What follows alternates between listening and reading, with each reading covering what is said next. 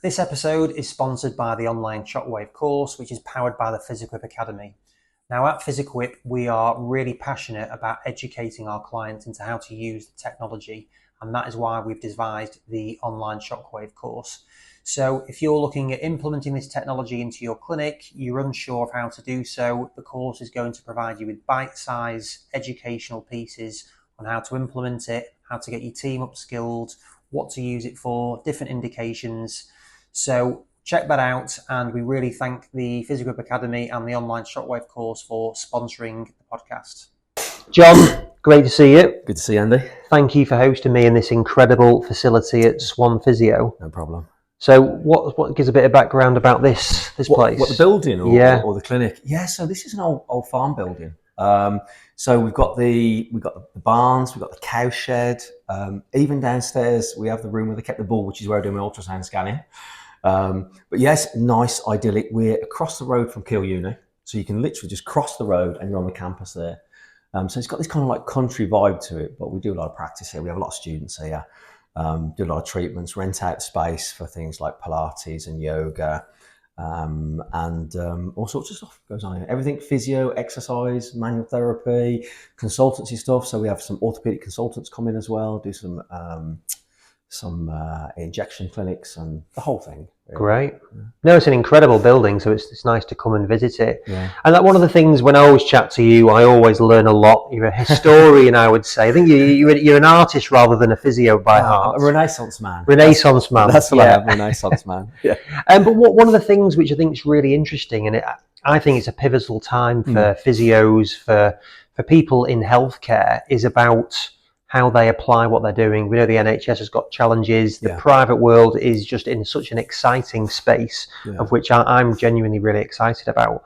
But in terms of for people coming through, and even people that are already there, like being useful is something that you talk about. So can you just talk to me about what you mean by that? Yeah, I think this is the thing, and when I say it to students, like when we've got students on placement, when we come to the end of the assessment, I say to them that the best compliment I can give them is if I tell them that they are useful. And they look a little bit, what's he talking about? What does that mean? Well, here's the thing, like if you're in business, and it doesn't have to be business, but we'll take business as an example. Being useful is the most important thing, because if you've got a use, you've got a value. And if you've got a value, then you can trade that value for things. You know, there's that old kind of model when we talk about value in business, and your value is based on three things. How good you are at what you do, how much in demand it is, and how easily you can be replaced. And it seems a little bit stark that your value would be based on those things, but from a commercial environment, it kind of is in any sort of setting. So being useful enables you to create value for other people. And again, when I talk to guys who perhaps are in a situation where they want to do more in their work life, their career, or they're complaining about what they're earning. I say, I want to earn more. How do I earn more? Well, show somebody your value. Don't sit there and say, I want more. Show them what you can do for them that creates more value and be useful. Because if you're working with someone, say you've got a business empire. Okay, so if you've got an empire and you're an emperor, what you need is generals. You know, you don't need like soldiers on the ground because you can get those. What you need is generals, because what generals can do is they can expand your empire. They're useful to you. And I think useful, not just in a business sense, but useful anyway, you know, doing something for other people where you can improve the value of whatever they have, you know, so useful makes you better as well, you know, and some people might think, oh, you're just doing stuff for other people, but it depends. Like if you're showing your value and you're improving the situation, you're improving the outcomes for people, whether it could be patients, it could be someone you're working for, it doesn't really matter who it's for, then you improve on that process. So it's kind of like improving yourself. But if you're improving yourself for the benefit of the situation, you actually exponentially improve more than if you're just trying to improve for yourself, if you know what I mean. Yeah, no, definitely. No, it really does. And I think that is such a pivotal thing, like academic, all of those things, really practical. How do you apply it, whatever it is? How do you do it? And I think, like, I reflect on me, I think that's what I've always been good at, is actually getting stuff done. Being there, consistent, really not that exciting stuff, but you're actually just delivering, doing what you say you're going to do, being honest, being genuine. If it's not always good, then you're delivering things in a good way. So what would you actually know? I'll tell a story. So with when I was growing up, my mum and dad used to try and get us to be more engaged in doing housework and work for things. So we used to do.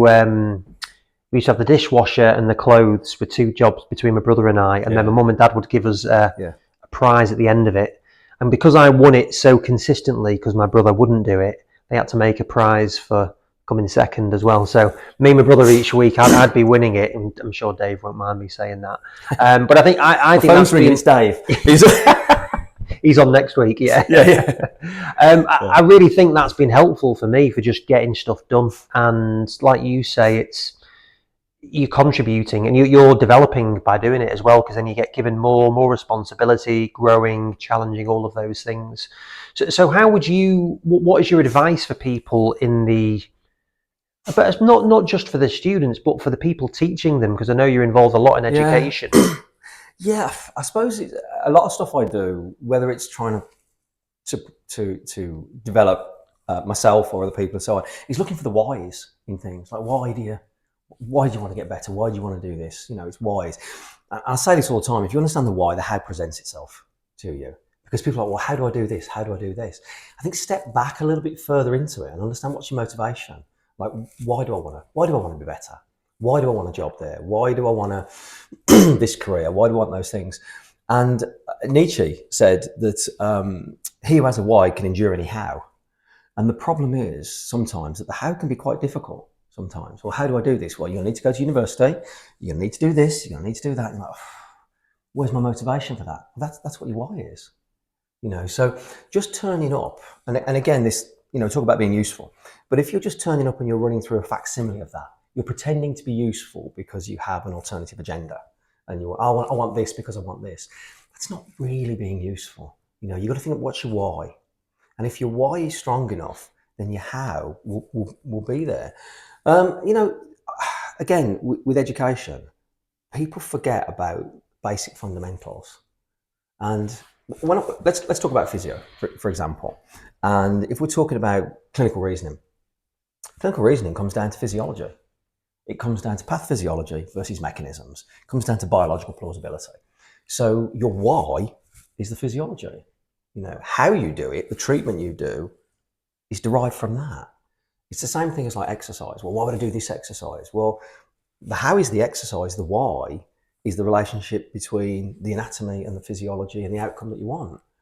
The how you do it is just the end interpretation of it. So I think the key thing with being useful, understand, well, your why. Why do I want to be useful? Why would it be useful for that person for me to interact with them in that way?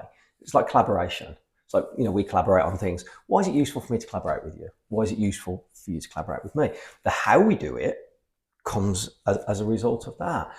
So rather than having specifics on something, find your reason why and then do that. And I think, Mark Twain said, two most important days of your life, the day you're born and the day you realise why. And it's like, what's your why? That seems very philosophical, doesn't it, for this? But you can apply it to anything.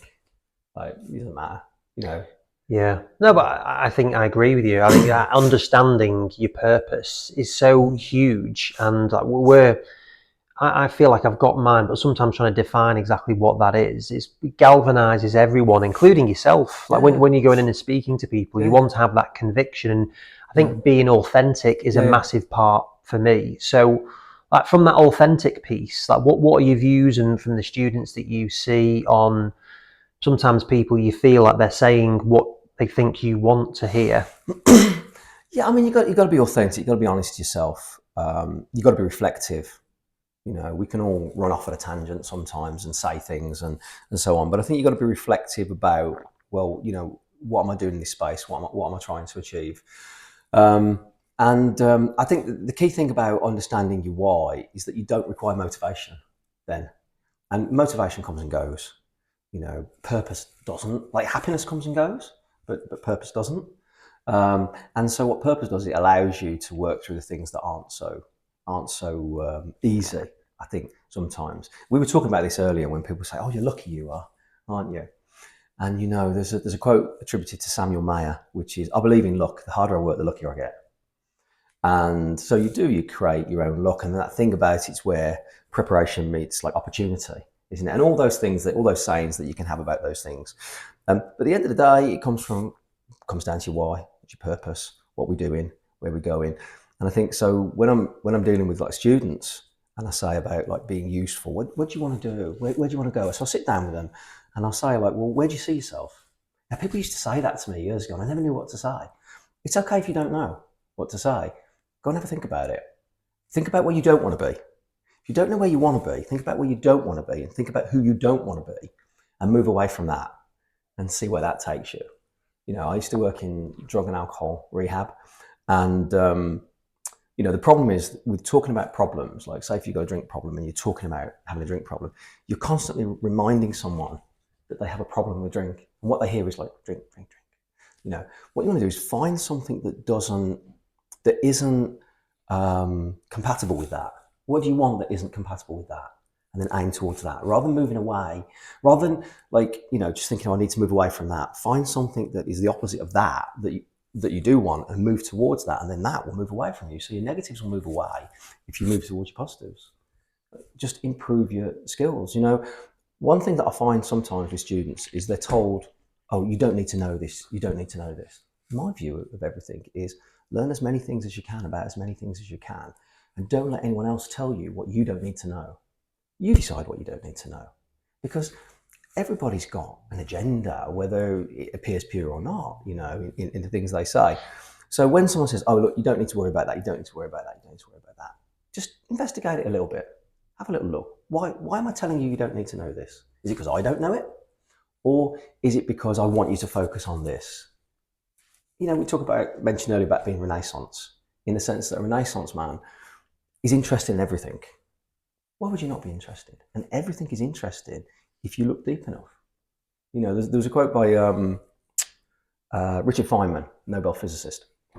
He actually appears in Oppenheimer in the background, but he did some of the maths on that project, and Nobel physicist. And he was accused the one time by an artist of deconstructing like art, because he was talking about a flower and he was talking about how beautiful the flower is, and the artist said, the problem is with you, Mr. Feynman, you deconstruct things down to the physics. He said, so what happens is you don't see the beauty in it. And he said, no, you misunderstand. He said, I see the beauty in it twice. I see the beauty, and I see the beauty of the why it is. And I suppose that's what you've got to look at. It's like you can see it, but what is the why behind it as well? What are you interested in? Everything is interesting if you look close enough. Yeah. You just got to look at it. Yeah, and how do we help people? Like we talked about students as well, because when I was at university, so I did sports science, and pretty much from it, even going into it, it was likely PE teacher, you work in a gym. It wasn't really, there weren't as many jobs back then doing it. So how do we help those people to understand? And I think having a broad idea of things is really, really helpful, and that the universities can be more supportive in saying, actually, you've got a degree in sports therapy, sports science, physio or whatever, but what does that mean? Yeah. Yeah, I mean, one of the things that I do, which actually has become really popular these days, which I was very surprised that it has, but it becomes one of the most popular things I teach, is actually just basic things like anatomy. Just getting, I'm going to say why again, it's like broken record, is going back to like the basics. Because everything that you're going to do, say, in the world of, say, PE or sports rehab or sports science, is going to come back to those things. And it's finding the interest in knowing those things. And then once you've got the foundations of something like the anatomy and physiology, everything is built on that. I say this sometimes, that it's all about physics and physiology. Those are the two things you can't change when it comes to, say, something physical, like physio or sports medicine or sports science or anything like that. Two things you can't change. The more of those things, more of that the more you can play in that space, and the more things that you can do, and the more opportunities you've got. Because if you understand that that's the underpinning of everything, the physics and the physiology, then where you go with that in your career gives you a broader space to go into, because everything physical is based on that. I add one more thing into that, which is, the three most important things I think that you need to learn conceptually in physio is physics, physiology, and philosophy. So physics is how it moves, physiology is why it moves, and the philosophy is how somebody thinks about that. And they might be very, very broad because you're like, well, what about the specifics? But if you focus on the specifics without knowing the concept of those things, you find yourself in a very narrow space. And I think that's when it becomes frustrating because you can't move out of that space. And I think as a student, you need to be as broad as you can and have that base that enables you to take it into different directions. Like you have with business. You've got to be able to understand business conceptually. So the model that your business runs under would be the same as the model any business runs under. It's just that you're selling a certain thing versus what somebody else is doing, but the model's the same. How much of that philosophy is taught? Zero. I don't know. I don't know. I mean, it's. I think the problem is that when you get to the concepts of that sort of philosophy, one of the things I say to guys when I'm teaching is, I won't tell you what to think, but I'll help you learn how to think. The important thing with like clinical reasoning, critical evaluation, is learning how to think.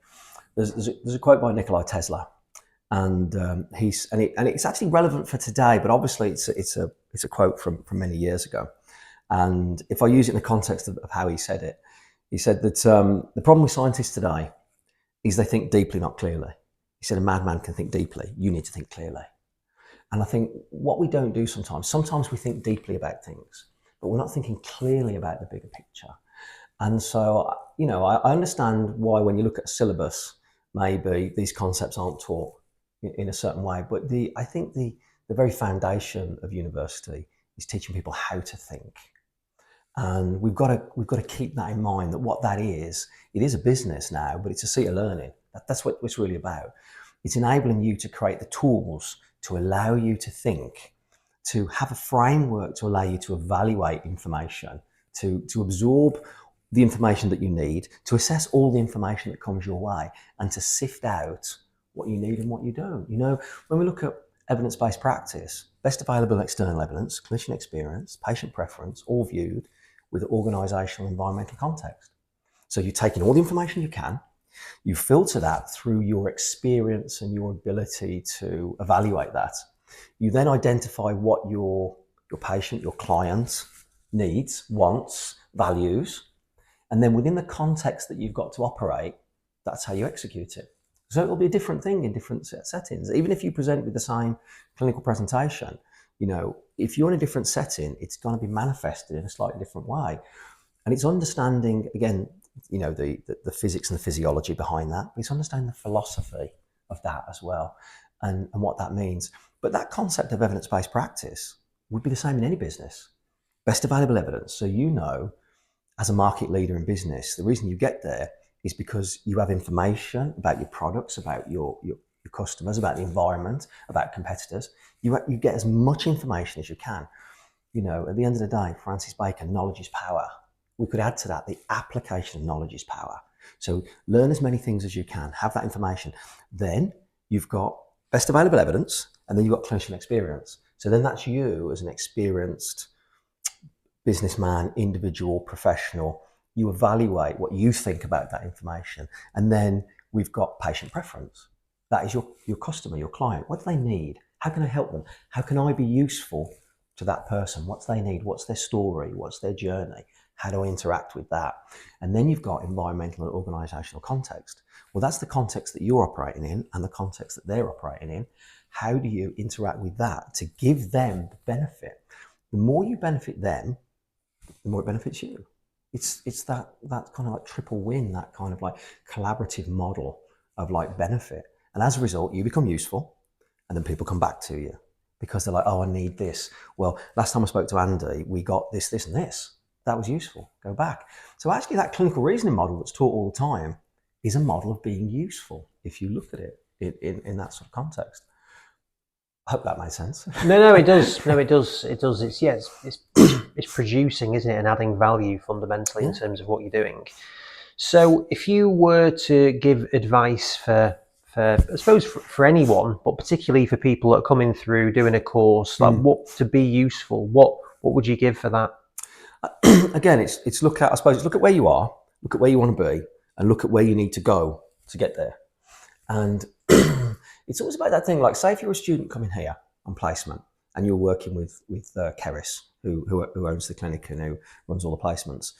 And so if you're working with her, you say, well, what are her values? Well, what she values is she values the key fundamental things. Like when people say things like, oh, well, you know, I'm punctual, I'm this. No, that's expected. That's not a value. You have to do that. Oh, well, I work really hard. That's expected. That's normal. What else do you have? What else do you bring that brings a value? So then you look at what does she want? Well, she might want some support with planning the clinics. She might want some support with timetabling. Put that time in. Add that. Don't just turn up, do the bare minimum and go. You know, there's a quote that when you aim for the target, always aim high, because every arrow that flies feels the attraction of Earth. Okay? If you just aim for the bar, you're going at it or below it. Aim high. Try and do the best you can do rather than just the minimum you can do. And so when I look at something like that, if you're a student, for example, and you come in here, you know, have a chat to her. What do you need? What are we doing here? What can I learn? What are we going to see? How can I contribute? What do you need? And you might think like, well, you know, why do I want to do that? Well, because if you're interacting with someone who's more knowledgeable, someone who's more professional, someone who's more experienced, that's like gold dust.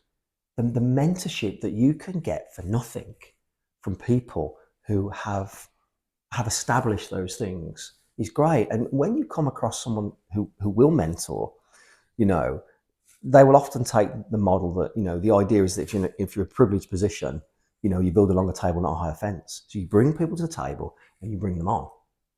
The mentor is useful because they're used to being useful, you know, and they make you useful. So my advice to any student would be like, yeah, do your fundamentals, you know, learn what sort of patients you're going to see, prepare, be ready, you know, and then what's that extra 10%? What can you give? Because the thing is about that is that's the bit that makes you useful, the extra 10%. Because everyone treats patients, everyone quotes papers, everyone does this, everyone turns up on time, everyone does the hours. And so if I'm employing, because ultimately as a student, what you want to do, you get placement, you get a good mark. The ultimate goal of this is to get employed, doing a job that hopefully that you're passionate about and that you love, and having a career that you enjoy and being happy. There's a bigger picture. That's your why. So roll back, how am I going to get that why? Well, if you want to be employed, the easiest way for someone to say yes to you is to make it very easy for people to say yes to you. So as an employer, show someone your value. What is that extra 10%? What's that extra 15% that you do?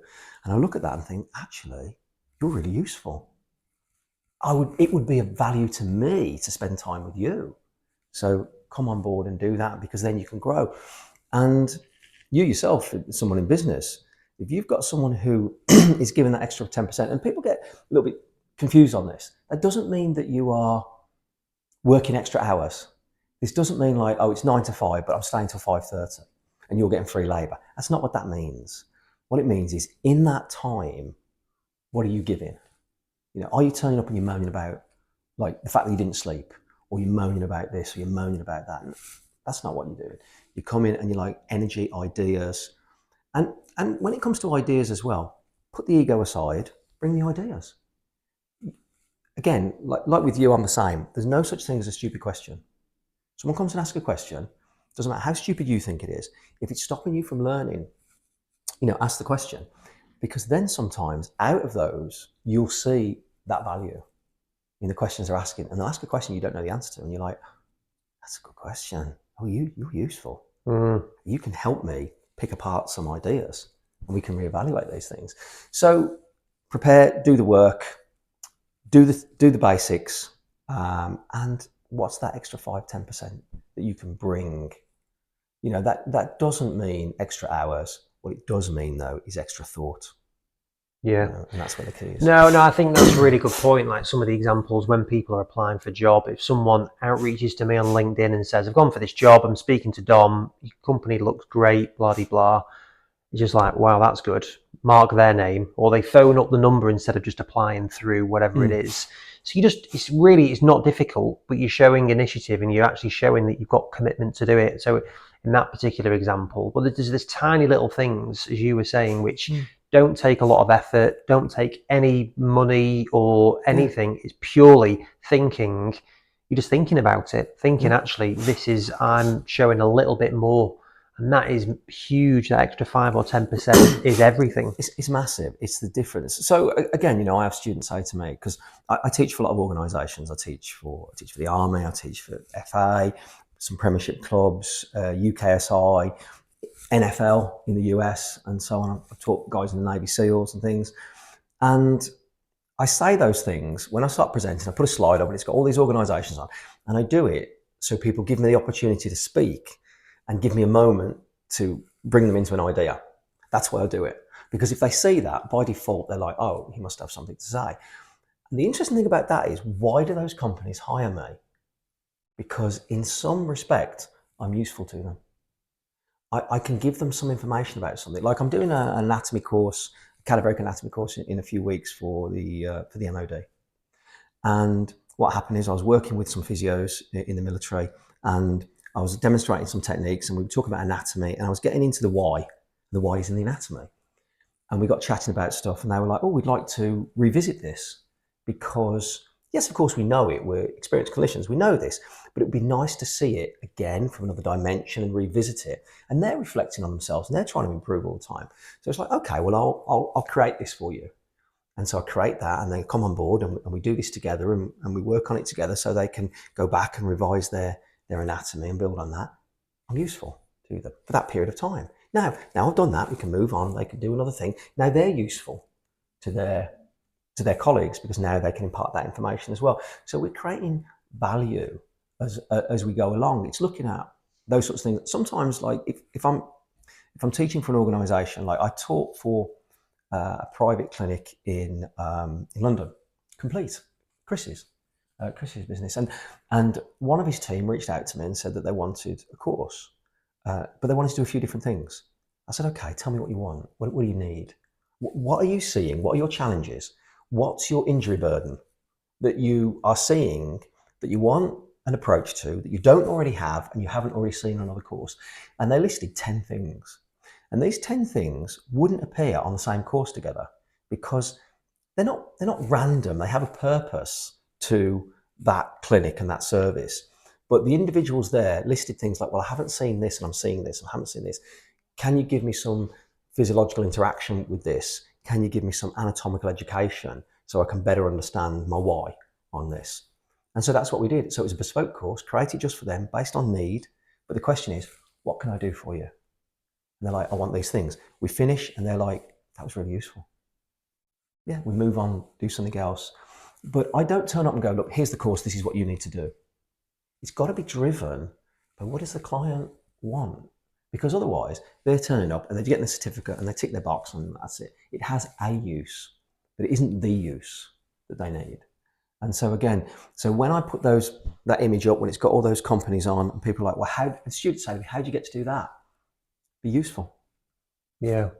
You know? I think it's really good, and it highlights a point to me is that I'm trying to change is that there is a barrier between industry and clinical practice in a lot of ways. As we're a sales company, what I find really frustrating is if we're speaking to a client, they'll say, "Give me a quote for this," and we want to have that conversation with them. Right? What are you looking for a shockwave for? Why do you want ultrasound? What are you going to use it for? Force plates, whatever it is. Having that conversation is so important and trying to understand what they're trying to do with their business. What do they need?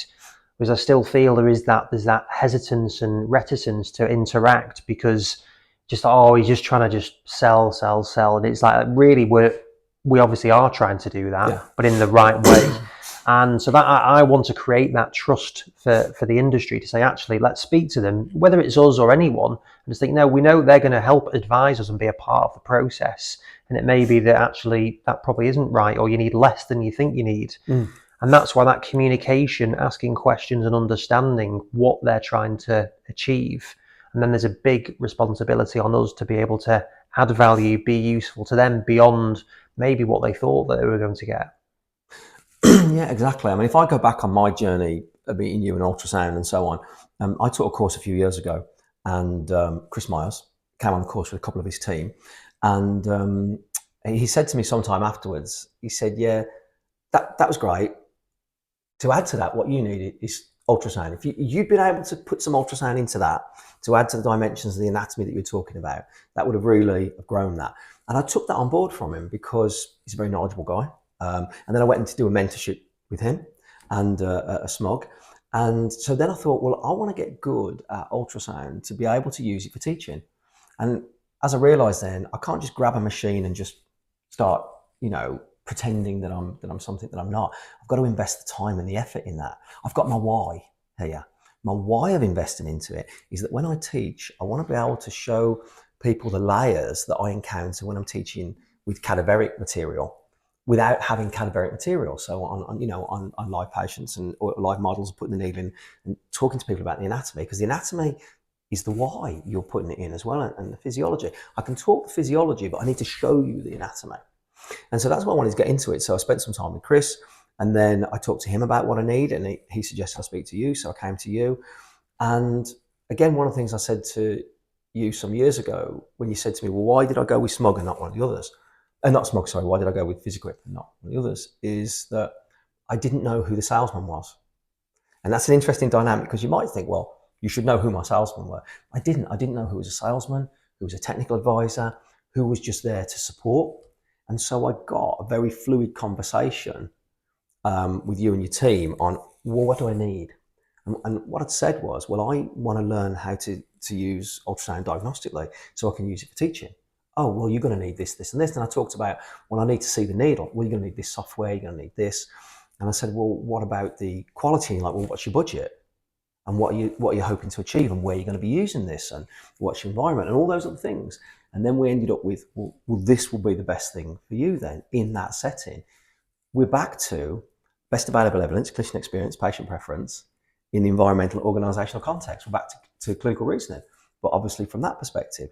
So then I start with the machine, and then it's like, well, what do I need to do? My why, treating all these patients to get good at this. It's my purpose to be able to teach better, because I want to be able to do that. And so again, the useful thing that I found, and this is not meant to be an advert for the business. Keep going. Keep going. Yeah. Like cash coming over. Is I don't want to deal with salesmen. What I want to know is, like, I have this thing that I want to do. Who can help me do this thing? I realise there's going to be a cost. There's always a cost. The cost might be financial. The cost might be time. The cost might be mental. There's a cost for everything. Everything has a value, and everything that has a value has a cost. And so then it's like, well, what's the cost to me? The cost is this in hours, this in money for the machine, this. You weigh that up against what you want. And if your why is greater than the cost, then you'll do it. And so that's what I did. My why was significantly greater than the investment that I had to put into it. And so that's what I got. I mean, some people contact me now and they say, like, oh, I want to start doing ultrasound. I'll do this course. I'll do this. I say, look, here's the deal. 2 things you need to invest in if you want to get good at it. You need a decent machine, because somebody great can make an average machine look good, but you're not great, and you won't be great for a long time. So get the best machine that you can get, and then invest in your education. Not a weekend course. Get a mentorship, get a postgrad, get the whole program, and understand your purpose in this, and invest in it. Invest in the whole process, because that's, if you want to get good at something. One of the things I'll say, like, well, I know I give a lot of analogies and things, but here's an analogy that I use for getting good at stuff. Aesop's fables, the hare and the tortoise. Yeah. So what I realised a couple of years ago is what the hare and the tortoise is about. Because you think, oh yeah, you've got they both have a race, and clearly the hare's going to win, and the tortoise is rubbish at running. So they both turn up for the race. Hare sets off. Everyone's kind of like mocking the tortoise, and it plods along. Hare's so confident that running along, it's a nice summer day, stops under a tree for a sleep, has a little sleep, because knows he's going to win anyway. And the tortoise just plods on, eventually wins the race. And it seems like a bit of a childish kind of like narrative sort of story. But actually, it hit me one day. It's about ego and education.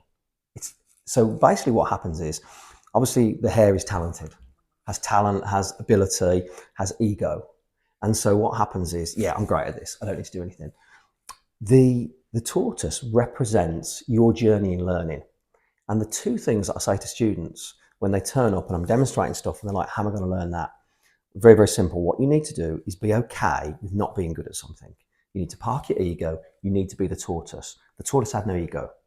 That's a representation of zero ego. So you put the ego away, and then all you need to do is turn up every day. So don't worry that someone's better than you, because someone will always be better than you. But how good do you want to be? And if you turn up every day and you just put the work in, there will be a time when you will exceed the people who are just naturally talented, because you've had to work. And once you've got that work ethic, and once you've got the two components of putting your ego to one side and just turning up, you'll be okay. Be the tortoise, and over time you will become useful. But what happens is people want that instant gratification. They want to be the hare. That's what's going to hold you back. So when I went to train in ultrasound, Chris said to me, actually, because this is more difficult than acupuncture, don't you? I'm like, yeah, I get it. Don't worry. I'm smart enough to know I don't know anything. That's one of the key fundamental things in life. Be smart enough to know that you don't know enough. And I know I don't know enough. And I say this all the time, that if you're the smartest person in the room, you're in the wrong room. Get where everyone's smarter than you and just hang out with them, and you will get smarter. When you're as smart as them, go find somebody else who's smarter and just keep doing that. Be the dumbest person in the room. Be the tortoise, okay? And then you will get better and better. So I realised when I stood next to Chris and Robert and some of those guys, I was in the right room, 100%. Every time I turned up, I was humbled to the point of knowing I was in the right room. Nobody made me feel humbled. Nobody was condescending or anything like that, because they'd also been the tortoise at some point. And so I was able to grow in that environment and appreciate that every day I turned up, I was still rubbish. And then one day, and I was with another mentor one day, and I was scanning, and I was a bit annoyed because I didn't think my scanner was very good. So I bought this scanner, and I'm like, oh, this scanner's rubbish. And then I'm scanning one day, and I turn around to my mentor and go, actually, this scanner's quite good, isn't it? And he's like, I don't think it's the scanner. Eventually, the guitar's in tune. It's not the guitar. Yeah. Do you know what I mean? So it is, it's that growth, it's that journey. It's being humble enough to know that you don't know stuff, but still turning up anyway. Yeah. And I think social media has led us to this point where we think we're going to get this instant gratification. And if you want those things, they're going to take time. You just got to have to turn up, and that being useful, being valuable, appreciating your value, and your value will grow. But the Dunning-Kruger thing that we talked about some time ago, where you have that confidence that exceeds your competence. You think you're awesome. The hare is Dunning-Kruger effect. You think you're really awesome, and you turn up and actually you're not that awesome, because you talk a good game, but you can't get it done at the end of the day. I'd rather have a tortoise that gets it done than a hare that talks a good game. Yeah. Now, I think it's a great point to finish. I don't know, are there many hares in the medical game? We won't answer that question. No, it's great. I always learn something. So I love the analogies. I love the quotes. I love it all. So appreciate your time. No problem, man. It's always great to chat. Cheers.